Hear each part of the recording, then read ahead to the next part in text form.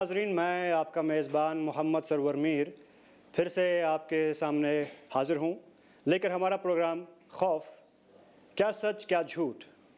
اس programme کے پہلے episode میں ہم نے ذکر کیا تھا خوف کے بارے میں، اس کے بارے میں کافی سوالات آپ لوگوں نے بھیجے تھے اور ہم نے ان کا جواب دیا۔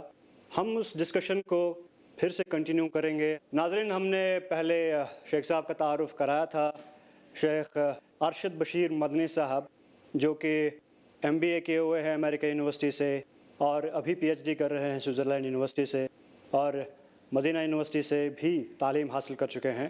تو ہم ڈسکس کر رہے تھے اپنے ٹاپک خوف کے بارے میں۔ پچھلے ایپیسوڈ میں آپ نے جنات کے بارے میں بتایا، ہم نے کچھ سوالات بھی کیے، لوگوں نے تھرو واٹس ایپ کچھ سوال کیے تھے، آپ نے ان پر روشنی ڈالی۔ ہمارے پاس کئی سارے ایسے اور سوالات ہیں جو ہم آپ کے سامنے رکھیں گے انشاءاللہ۔ ہمیں امید ہے کہ آپ ان کا جواب دیں گے۔ تو سوال جو ہمارے پاس اس وقت ہے اسی ٹاپک سے ریلیٹڈ، وجہ تسمیہ جنات کے بارے میں۔ جن کی وجہ تسمیہ دراصل یہ عربک ورڈ ہے، جیسے ہم کہتے ہیں جنہ یا جنو، جنون کے معنی میں، یا جنہ کے معنی میں، جنن، جنتن، یہ سارے ورڈ ہم کو عربی میں ملتے ہیں۔ جب ہم ڈکشنریز میں پڑھتے ہیں تو اس کا معنی آتا ہے چھپنا، کسی نظروں سے اوجھل ہونا۔ مثال کے طور پہ مجنون یا جنون اس لیے کہا جاتا ہے کہ گویا کہ عقل پر پردہ پڑ چکا ہے۔ ایک چیز سامنے اگر پردہ آ جائے تو آپ کو اس پردے کے باہر کیا ہو رہا ہے سمجھ میں نہیں آتا، تو اس کو کہتا ہے پردہ۔ عقل پہ جب پردہ پڑ جاتا ہے تو کہتے ہیں یہ مجنون ہے۔ اور اسی طریقے سے اجنہ قرآن مجید میں ورڈ آیا ہے، یعنی مطلب ہے کہ رحم مادر میں پائے جانے والے بچے کو جنین کا ہمیں لفظ ملتا ہے، کلمہ ملتا ہے عربی زبان میں، کیونکہ وہ ہمارے سادہ نگاہوں سے نظر نہیں آتا بچہ، لیکن معلوم ہوتا ہے کہ کوئی بچہ ہے ادھر۔ تو اسی طریقے سے جنتن کہتے ہیں ڈھال کو، گویا کہ ڈھال آپ کی آڑ میں ہے، تلوار کا گھاؤ آپ کے ہاتھ کو نہیں لگے گا کیونکہ درمیان میں آڑ موجود ہے، رکانے والی چیز موجود ہے۔ اسی سے نکلا ہے یہ ورڈ جن، کیونکہ جن ہم کو ان کی اصلی شکل، ویسے تو جب شکل بدل لیتے ہیں، روپ دھار لیتے ہیں، اگر وہ کبھی وہ بچھو کی شکل میں، کبھی سانپ کی شکل میں، کبھی اڑتے ہوئے پرندوں کی شکل میں، یا اسی طریقے سے آوارہ قسم کے جن ہوتے ہیں جو کسی بھی شکل میں آتے ہیں تکلیف پہنچا کے چلے جاتے ہیں۔ یہ ساری شکلیں بدلنے کی اللہ نے ان کو ایک طاقت دی ہے۔ جیسے انسانوں میں الگ الگ صلاحیتیں ہوتی ہے، جنوں کو بھی اللہ تعالیٰ نے الگ الگ صلاحیتوں سے نوازا ہے۔ یہ الگ بات ہے کہ اس کا مس یوز کر کے وہ شرارت کرتے ہیں، تو ایسے وقت پر ہم کو کیا کرنا ہے وہی بتایا گیا قرآن مجید میں۔ تو ان کی جو اپنی اصلی شکلیں ہیں وہ ہم کو چونکہ سادہ انداز میں نظر نہیں آتی، اس لیے ان کو جن کہا گیا۔ سورہ اعراف سورہ نمبر 7 کے آیت نمبر 27 میں اللہ سبحانہ وتعالیٰ ارشاد فرما رہے ہیں، اِنَّهُ يَرَاكُمْ هُوَ وَقَبِيلُهُ مِنْ حَيْثُ لَا تَرَوْنَهُمْ، کہ وہ اور ان کے قبیلے کنبہ تم کو دیکھتے ہیں جہاں سے تم ان کو نہیں دیکھ پاتے۔ تو اس سے کیا پتہ چل رہا ہے کہ ایسی مخلوق ہے جو نظر نہیں آنے والی۔ لیکن یہاں پر ایک نقطہ یہ ہے کہ جو بزدل ہوتا ہے وہ چھپ کر حملہ کرتا ہے، ایک ہمت والا ہوتا ہے تو سامنے آ کر حملہ کرتا ہے۔ اور اللہ کا کلام ہمارے پاس الحمدللہ اللہ سبحانہ وتعالیٰ عرش پر ہے، اور اللہ سبحانہ وتعالیٰ کا علم ہر جگہ پر ہے۔ اللہ تعالیٰ نے اپنے کلام کو جو بھیجا ہے، اس کلام کے بارے میں اللہ تعالیٰ ارشاد فرما رہے ہیں سورہ حشر کے اندر، لو انزلنا هذا القرآن على جبل لرأيته خاشعا متصدعا من خشیۃ اللہ، کہ اگر ہم اس قرآن کو پہاڑ پر اتارتے تو پہاڑ کیا ہو جاتا؟ ریزہ ریزہ ہو جاتا۔ کا مطلب یہ نکلا کہ قرآن میں اتنا پاور ہے، اور وہ قرآن مجید ہمارے گھروں میں موجود ہے۔ اور یہ جو دشمن ہے نظر نہیں آنے والا ہے، نظر نہیں آنا خود اس بات کی علامت ہے کہ وہ بزدلی کی علامت ہے، اور اللہ کے کلام کا مقابلہ یہ نہیں کر سکتے کیونکہ یہ اللہ سبحانہ وتعالیٰ کے کمزور مخلوق ہے۔ ہم کو ہو سکتا ہے کہ کچھ طاقت نظر آ رہی ہے، یہ طاقت دینے والا بھی کون ہے؟ اللہ سبحانہ وتعالیٰ ہے۔ اس طاقت کو کمزور کرنے والا بھی اللہ تعالیٰ قادر ہے، ان اللہ علی کل شیء قدیر۔ تو قرآن مجید میں شفا رکھی ہوئی ہے، تو ہم کو گھبرانے کی بات نہیں ہے کہ چھپ کر حملہ کرتے ہیں، کیونکہ ہمارے پاس مضبوط ہتھیار موجود ہے، وہ ہے قرآن مجید، اذکار۔ تو کہیں نہ کہیں ہماری خود کی ایمان کی کمزوری ہے، معلومات کی کمی، اویئرنیس کی کمی۔ مثال کے طور پہ ایک آدمی کے ہاتھ میں مثال دے رہا تلوار موجود ہے، یا گن موجود ہے، لیکن وہ خود ڈرپک اگر ہے تو گن بھی برابر نہیں چلا پائے گا، تلوار بھی نہیں چلا پائے گا۔ تو آدمی کے لیے پہلے کانفیڈنٹ ہونا بہت ضروری ہے، تب جا کے اسباب کام آئیں گے، ورنہ اسباب بھی کام نہیں آئے گا۔ مثال طور پہ کہتے ہیں کہ اگر تمہارے پاس تلوار اچھی ہو تو اس تلوار چلانے کے لیے ہاتھ بھی بڑے مضبوط ہونے پڑیں گے، اگر ہاتھ کمزور ہو تو فائدہ نہیں ہے۔ تو قرآن مجید ہمارے پاس ہے، صحیح احادیث موجود ہے، لیکن اگر میں ہی نادا بن جاؤں، میں ہی کمزور بن جاؤں، فوبیا میں رہوں، انفارمیشن میرے پاس نہیں ہے، تو کسی بھی چیز کے بارے میں انفارمیشن جب آ جاتی ہے تو آدمی کا کانفیڈنس لیول بہت ہائی ہو جاتا ہے۔ اس وجہ سے یہ جو ایپیسوڈ میں ہم جو انفارمیشن دینے کی کوشش کر رہے ہیں، وہ ہوتے کون ہیں، کیا ان کا نکاح ہوتا ہے یا نہیں، یہ ساری انفارمیشن ایک انسان کا اچھا ان کی اوقات اتنی ہی ہے، اچھا ان کا یہ لیول ہے، تو آدمی کا کانفیڈنس لیول ہائی ہو جاتا ہے۔ کئی سارے سوالات کا آلریڈی جواب دے دیا۔ ہم پوچھنا چاہ رہے تھے کہ ان کی کتنے قسمیں ہیں، کیا وہ دکھائی دیتے ہیں، لیکن آپ کے جوابوں میں آلریڈی ان باتوں کا ذکر آ گیا۔ تو ہم اپنے اگلے سوال پر آتے ہیں۔ ہم آپ سے یہ پوچھنا چاہیں گے، کیا جنات کی موت ہوتی ہے؟ بالکل، جن کی موت ہوتی ہے، جیسا کہ سورہ الرحمن جب ہم پڑھتے ہیں تو اس میں واضح طور پہ ہم کو بتایا گیا کل من علیہا فان، ہر چیز کو فنا ہونا۔ اللہ سبحانہ و تعالی خالق ہے، مخلوقات کے اندر تبدیلی آتی ہے، مخلوقات کمزور ہیں، اسی لیے نبی اکرم صلی اللہ علیہ وسلم نے ارشاد فرمایا کہ اعوذ بعزتک الذی لا الہ الا هو الحی الذی لا یموت، یعنی اے اللہ آپ کے عزت کی پناہ میں آتا ہوں، آپ ہی تو وہ ہیں جو زندہ رہنے والے ہیں، مرنے والے نہیں ہیں۔ والجن والناس یموتون، لیکن جن اور انسان کیا ہو جاتے ہیں، مرنے والے ہیں، ان کے اوپر موت کا فارمولا چلنے والا ہے۔ اللہ ہی کی ذات ہے جو الحیو ہے، القیوم ہے۔ کل من علیہا فان ویبقى وجہ ربک ذو الجلال والاکرام، تو جنوں کو بھی موت آتی ہے، لیکن تھوڑا سا فرق یہ ہے کہ انسان کا جو ڈیوریشن ہے زندگی کا، وہ بڑا کم نظر آتا ہے جیسا جیسا زمانہ قیامت کے قریب ہوتا جائے گا، لیکن جنوں کے بارے میں جو ہمیں تفصیلات ملتی ہے، تاریخی واقعات ملتی ہے، اس سے پتہ چلتا ہے کہ ان کی زندگیاں بڑی لمبی لمبی ہوتی ہیں، کافی لمبی لمبی ہے۔ جس لیے قرآن مجید میں بھی انسان کے لیے ورڈ آیا خلیفہ، جس کا ذکر صورتوں میں آیا ہے کہ خلائف، یعنی مطلب ہے کہ ایک جنریشن کے بعد دوسرا جنریشن، ایک جنریشن کے بعد دوسرا جنریشن۔ گزشتہ زمانے میں 950 سال تک بھی، جیسا نوح علیہ السلام کے بارے میں آتا ہے کہ انہوں نے دعوت کا کام 950 سال کیا، تو اس سے اندازہ لگ سکتا ہے کہ کتنی بڑی بڑی عمریں تھی، لیکن جیسے جیسے زمانہ آگے گزرتا جائے گا ہماری عمریں بھی کم ہوتے چلے جائیں گی۔ لیکن جنوں کے بارے میں ایسا کوئی ورڈ ہمیں نہیں ملتا، جیسے انسانوں کے بارے میں جنریشنز کا ذکر ملتا ہے، جنوں کے بارے میں ایسا خاص طور سے ورڈ نہیں ملتا۔ اور بھی جو تاریخی واقعات ہے، جن جب آتے ہیں کہ تقریباً پورے انڈیا کے الگ الگ جنوں سے مجھے بات کرنے کا موقع ملا ہے۔ بنگال کے جن ہوتے ہیں، مراٹھی کے، اور تمل کے، کنڈا کے، نارتھ انڈیا کے، تو جب ان سے ہم گفتگو کرتے ہیں تو ہمیں بہت ساری انفارمیشن، اگرچہ کہ علماء کرام نے کہا کہ اننیسیسری گفتگو سے پرہیز کرے، زیادہ گفتگو نہیں کرنی چاہیے، اس میں ہماری عافیت ہے۔ پھر اکثر جن جھوٹ بولتے ہیں، ان کی پوری باتوں پہ بھروسہ نہیں کیا سکتا، لیکن کچھ سرکمسٹینشل ایویڈنسز ایسے ہوتے ہیں جو قرآن و اس سے نہیں ٹکراتے ہیں، تو اس کی روشنی میں کچھ ہمیں انفارمیشن ملتے ہیں علاج کرنے کے لیے۔ جب ہم وہ علاج کرنے جاتے ہیں تو اس وقت پہ کچھ انفارمیشن ہمیں کام آتی ہے، تو اس حد تک ہم سوالات کے جوابات لے سکتے ہیں۔ اس دوران جو ہمیں انفارمیشن ملتی ہے، یہ مانتے ہوئے کہ اکثر جن جھوٹ بولتے ہیں، بہت زیادہ جھوٹ بولتے ہیں، لیکن پھر بھی ایسے تواتر کے ساتھ کئی خبریں آتی ہیں، اور اس کو علماء کرام نے کہا کہ ان کی عمریں بڑی لمبی لمبی ہوتی، تو اس لحاظ سے لیکن مرنا ہے۔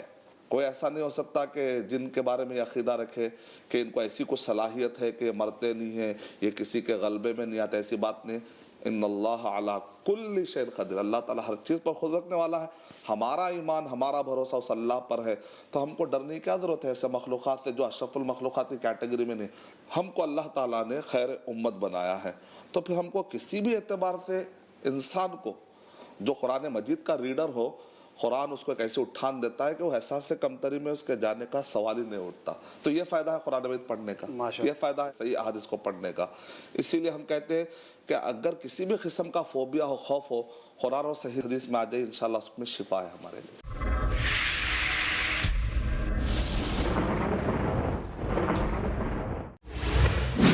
آداب زندگی जानिए शेख अब्दुल रहमान सनाबिली से इस्लामी आदाब के साए में कैसे कामयाब होती है जिंदगी।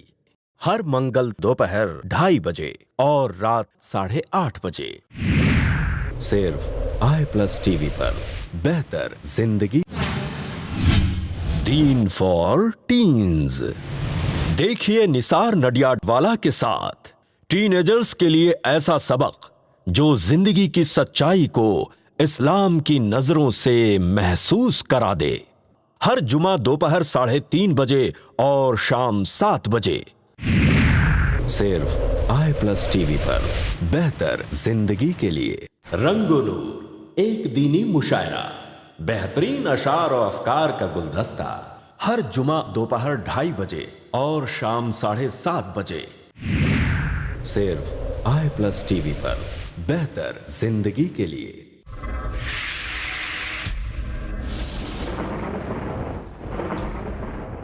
जैसे कि हम इंसान रहते हैं घरों में, अलग अलग शहरों में अलग अलग तरीक़े हैं रहने के, अलग कल्चर्स हैं।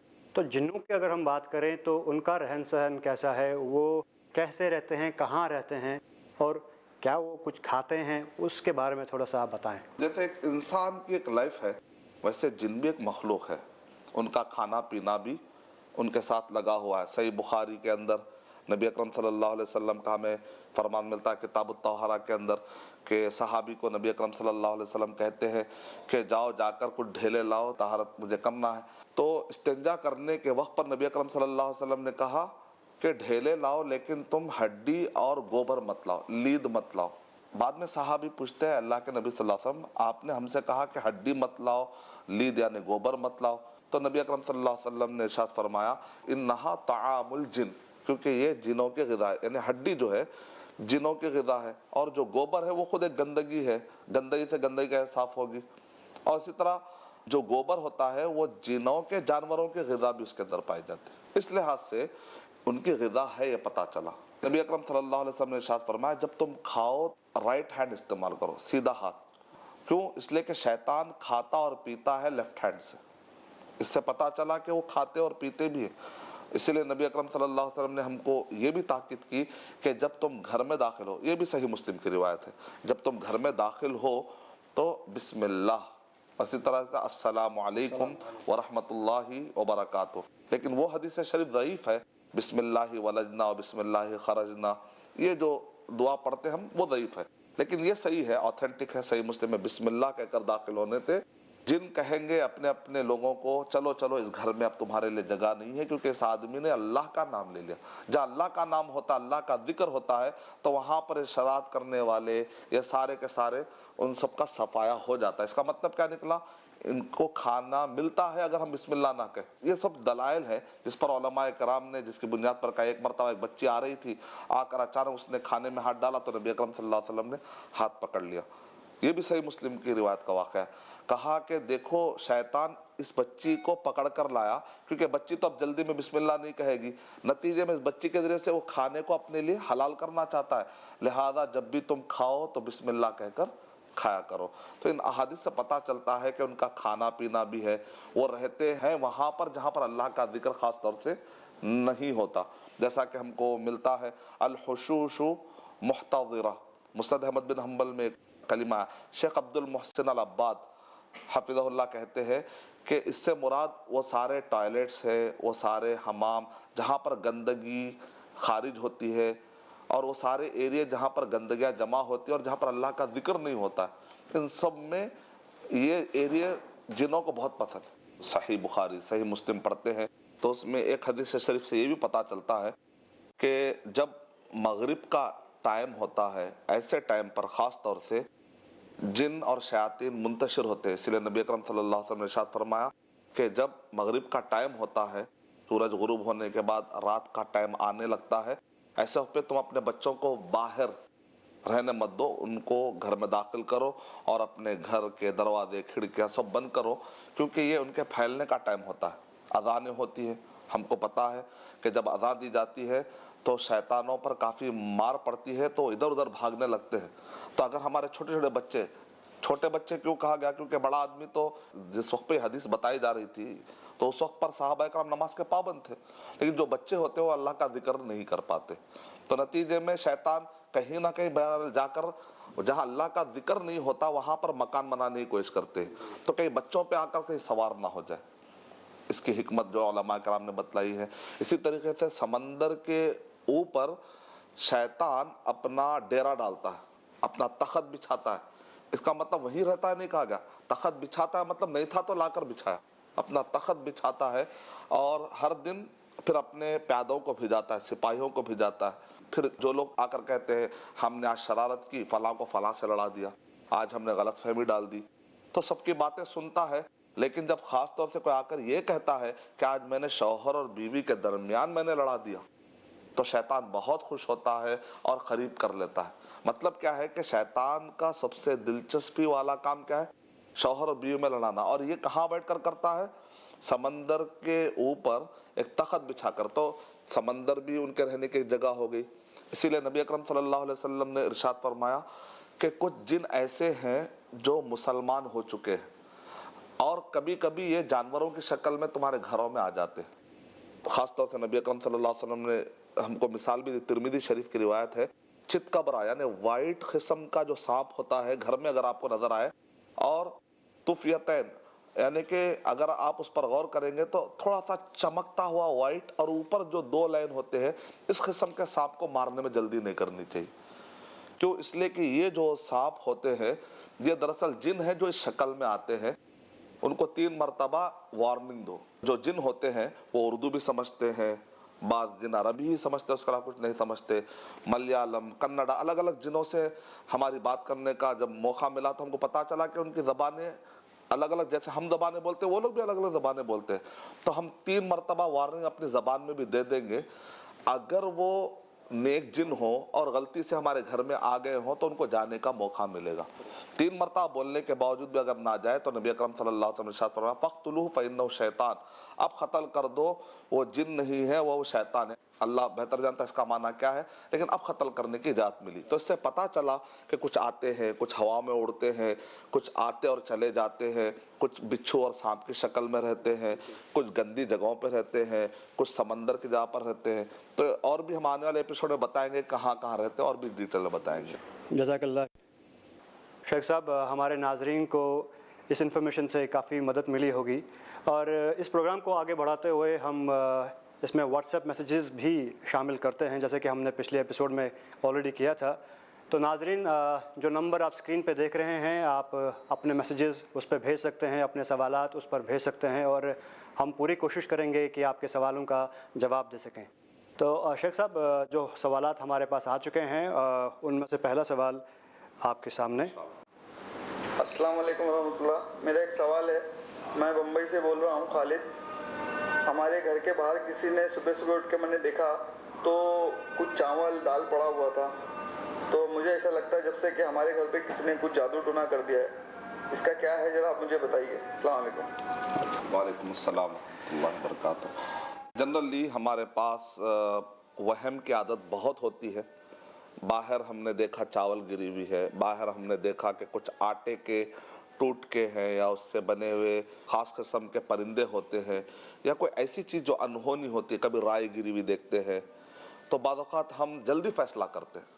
میں کہوں گا کہ ہم یہ بھی نہیں کہیں گے کہ اس کی کوئی حقیقت نہیں ہے، یہ بھی نہیں کہیں گے، ہم بیلنس بات کرنے کی کوشش کریں گے۔ نہ ہم یہ کہیں گے کہ ہاں یہی جن ہے، یہی جادو ہے، ایسا بھی نہیں۔ بعض اوقات تحقیق کرنے پر پتہ چلتا ہے کوئی آدمی وہاں سے گزرا تھا اور اس نے چاول ڈال دیا، کبھی ممکن ہے، پاسبلٹی ہے۔ تو ہم اس چیز کو اتنا ہی سیریس لیں، اس کے لیے کچھ سمٹم ہوتے ہیں۔ مثال کے طور پہ اگر مان لیجئے جادو ہے تو گھر میں ایک کو نے کم سے کم 7 لوگوں پہ بعض اوقات اثرات ہوتے ہیں، تو سمجھنے کے لیے سمٹم بھی ہے۔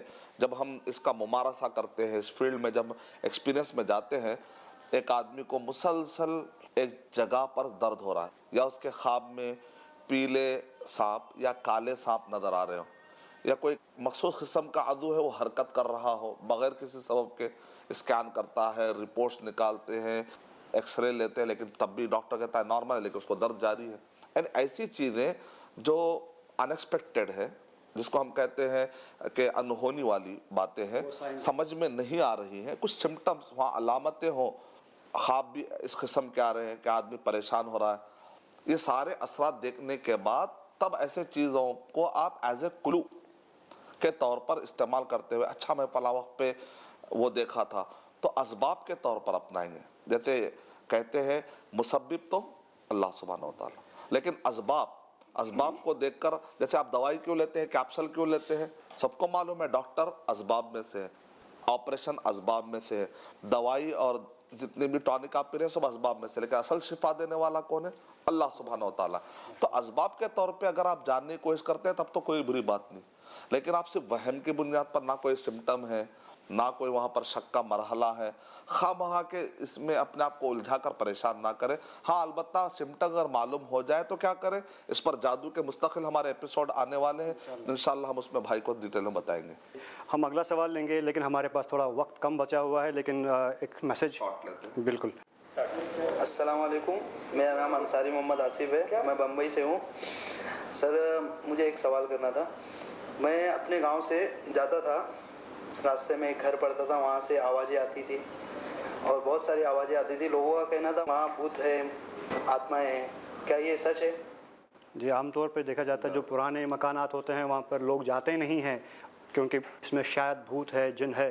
اس کی کیا حقیقت ہے؟ ہانٹڈ ہاؤس کا کانسیپٹ پایا جاتا ہے. ویسے تو آج کی سائنس اس بات کا انکار نہیں کرتی، جس کو کہتے ہیں فلائنگ آبجیکٹیوز، یعنی کچھ ایسے ہیں جس کو وہ لوگ کہتے ہیں کہ نظر نہیں آنے والے، invisible, IFO، invisible flying objective انہوں نے نام دے رکھا ہے. یعنی کچھ چیزیں ہیں، کچھ ایسے گھر ہیں جہاں سے آوازیں آتی، کچھ ہو رہا ہے لیکن پتہ نہیں کر پا رہے کہ کیا ہو رہا ہے. تو وہ لوگ کہتے ہیں کہ یہ انویزیبل فلائنگ آبجیکٹیو نام دے کر انہوں نے رکھا ہے، یا اس کو ایلین کہہ کے چھوڑ دیتے. تو یہ امکان ہے کہ کسی گھر میں جہاں پر اللہ کا ذکر نہیں ہوتا، کیونکہ جب گھر بند پڑا ہوتا ہے، اندھیرا ہوتا ہے، من شر غاسق اذا وقب، اور میں پناہ مانگتا ہوں اس اندھیرے سے جبکہ وہ چھاتا ہے، جہاں روشنی نہیں ہوتی، جہاں کنٹینیوس اندھیرا ہے، جہاں پر برسوں سے لاک پڑا ہوا ہے. تو وہاں پر کیا ہوتا ہے، اللہ کا چونکہ ذکر نہیں ہوتا، وہاں پر چونکہ جو ہے بہت دنوں سے وہاں پر روشنی نہیں ہے، تو ایسے وقت پر جن آ کر بسیرا کر لیتے. بعض اوقات بسیرا چھوٹا موٹا ہوتا ہے، اللہ کا ذکر کرنے کے بعد وہ وہاں سے بھاگ جاتے ہیں، لیکن بعض شریر قسم کے ہوتے ہیں وہ آ کر وہاں پر پھنس جاتے ہیں. جب ان کو نکالنے کی کوشش کرتے تو ان کو تصور آتا ہے کہ اب کو یہاں جو اچھا رہنے کا موقع مل رہا تھا اب ہم کو پتہ نہیں کہاں جانا پڑے گا. نتیجے میں وہ لوگ آوازیں نکالتے انسان کو ڈرانے کی کوشش کرتے. لیکن یہ زمین پر انسان کا زیادہ حق ہے یا جن کا؟ ہمیں سورہ بقرہ نمبر 2 کی آیت نمبر 30 پڑھنے سے پتہ چلتا ہے، انی جاعل فی الارض خلیفہ، کہ جنریشن والی جو انسانی مخلوق ہے اس کو اللہ سبحانہ وتعالیٰ کہتے ہیں زمین میں ہم نے اب ان کو بنا دیا. اس سے پہلے جنوں کو اللہ نے اختیار دیا تھا کہ وہاں پر رہے، لیکن اب اس کے زیادہ مالک کون ہے؟ انسان ہے. تو اشرف المخلوقات کو رہنے کا زیادہ حق ہے. اگر ہم اللہ پر بھروسہ کرتے ہوئے، ہمارے توکل کو مضبوط کرتے ہوئے اللہ کا ذکر کرتے رہیں گے تو ان کو بھی یہاں سے صاف کیا جا سکتا ہے. اس حد تک یقین سے آپ کہہ سکتے ہیں. اللہ ایک آدمی اگر پریکاشنری لیتے ہوئے اپنے آپ کو دور رکھنا چاہتا ہے تو الگ مسئلہ ہے، لیکن کانفیڈنس لیول آپ کا یہ ہونا چاہیے کہ زمین پر ہمارا اصل حق زیادہ ہے. تو جتنی زیادہ نالج بڑھے گی اتنا انسان ان پر قابو پا سکتا ہے، ایمان میں مضبوطی ہو سکتی ہے. ہم اس گفتگو کو جاری رکھتے لیکن وقت اجازت نہیں دے رہا ہے. شیخ صاحب ہمیں یقین ہے کہ ہمارے ناظرین کو ان جوابات سے بہت فائدہ ملا ہوگا. ہم آگے اس پر چرچا کرتے، اس پر گفتگو کرتے، لیکن وقت اجازت نہیں دے رہا ہے. ہم ناظرین سے یہ بتانا چاہیں گے کہ جو اسکرین پر نمبرز آ رہے ہیں وہ ان پر واٹس ایپ کر سکتے ہیں، اپنے سوالات بھیج سکتے ہیں، اور جو ای میل آئی ڈی آ رہا ہے اس پر بھی آپ اپنے میلز، اپنے سوالات بھیج سکتے ہیں، اور انشاءاللہ شیخ صاحب ان کے جوابات دیں گے. تب تک کے لیے اجازت دیجیے. اللہ حافظ. السلام علیکم. السلام علیکم ورحمۃ اللہ وبرکاتہ.